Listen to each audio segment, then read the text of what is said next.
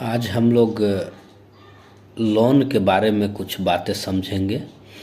जैसे अक्सर लाइफ में हम लोग बाइक खरीदना हो या फोर व्हीलर खरीदना हो, हम लोग शोरूम जाते हैं।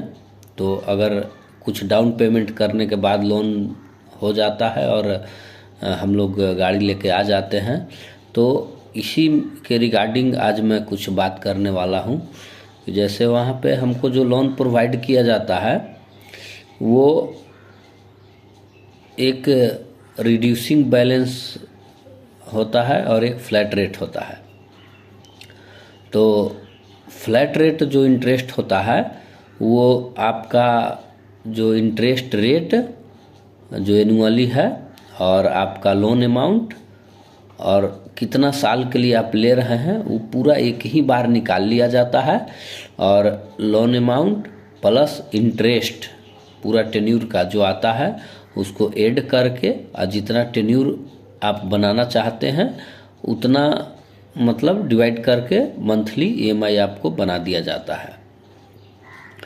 तो सिंपल तौर पर समझने के लिए हम एक इजी कैलकुलेशन लेंगे। मान लीजिए कि हम 1,00,000 का लोन लेते हैं और हमें 10% एनुअली मतलब इंटरेस्ट रेट लगता है। तो और हम 1 साल के लिए लेते हैं तो 1,00,000 का 10% यानी 10,000 हो गया।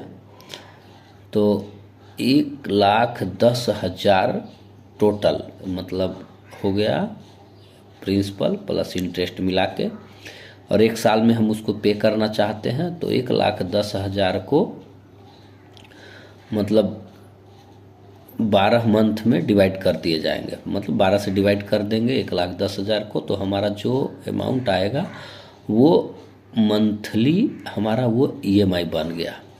ठीक, लेकिन रिड्यूसिंग बैलेंस अगर हमको मिलता है इंटरेस्ट रेट रिड्यूसिंग बैलेंस पे, तो जो मान लीजिए कि 1,00,000 लिए 10,000 मतलब 10% इंटरेस्ट रेट लगा 1 साल टेन्यूर के लिए, तो हमारा जो पहला महीना जो इंटरेस्ट लगेगा वो 1,00,000 का 10% लगेगा।